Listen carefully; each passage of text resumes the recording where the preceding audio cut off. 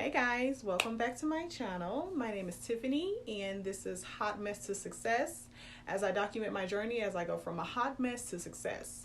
Hopefully, you can learn from it. That's those are the wise, learn from others' experience, or you can be hard-headed like me and experience it on your own. So in 2018, I acquired my first DWI. It's 2022 now. I now have 3. And I was sentenced to a 5-year probation with alcohol monitoring. This is my second year of being on probation. So I just kind of wanted to document my journey as I progress on. And I just wanted to touch on today how I actually came to the realization that drinking was a problem for me. I was never an everyday drinker. Like, I rarely bought liquor to have in my home, but I'm a social drinker, or was a social drinker. And I would binge drink. So like if I started partying on Friday, I'm partying all weekend, okay? To the over on Monday. So that means I was missing my day job or getting behind on custom clothing orders that I had to fulfill.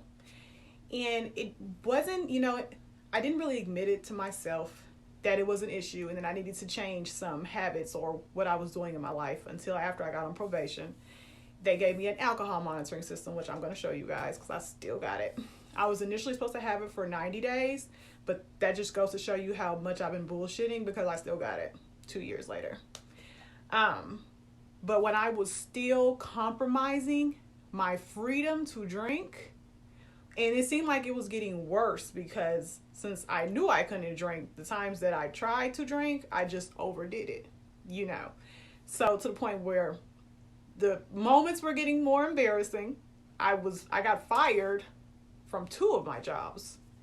Still, then that was till I actually did it again. I actually was drinking and driving again.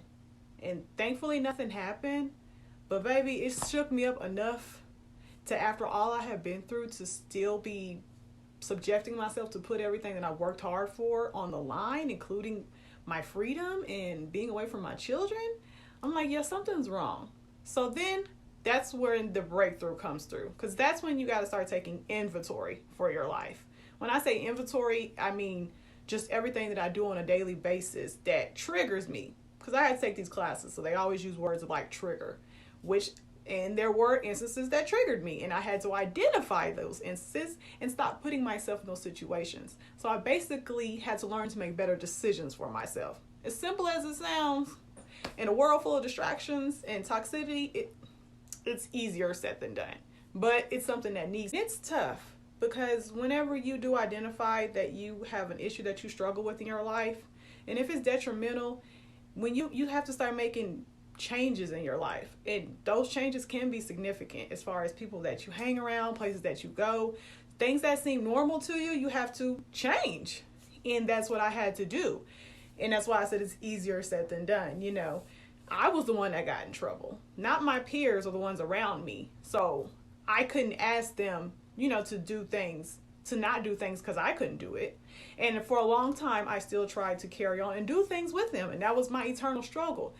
But I learned it's because I was putting them before me.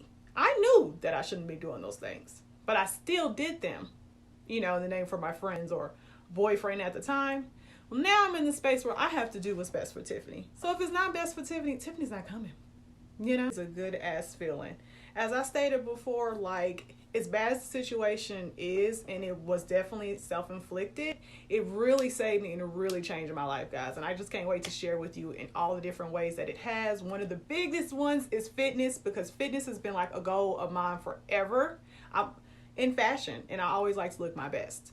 And I have 2 daughters. And so, once I had my second daughter, who is now 5, she'll be 6 this year, I still had that weight from when I had her. And I had been trying to stop and get rid of the weight, but I was partying, drinking, so it's kind of counterproductive. And now I'm actually reaching those goals. When I initially made the decision, I was 203 pounds. Now I'm 183 pounds. And this is just from consistent diet and consistent workout and not drinking. So I can't wait to share what other benefits that have came. I also want to drop. And yeah, I can't wait to share with you guys, the benefits of it, ways to identify it in your own life. You know what I'm saying? Again, the wise learn from other people's mistakes. Especially right now, it's like so prominent in my age group in this day and age, alcohol is, when it's really not the wave. I mean, there's nothing wrong with having a good time, but being drunk, and it's glorified, but don't nobody tell you about what happened when they wake up the next day. They don't tell you about all that. They joke about it, but they don't tell you how it affects your life.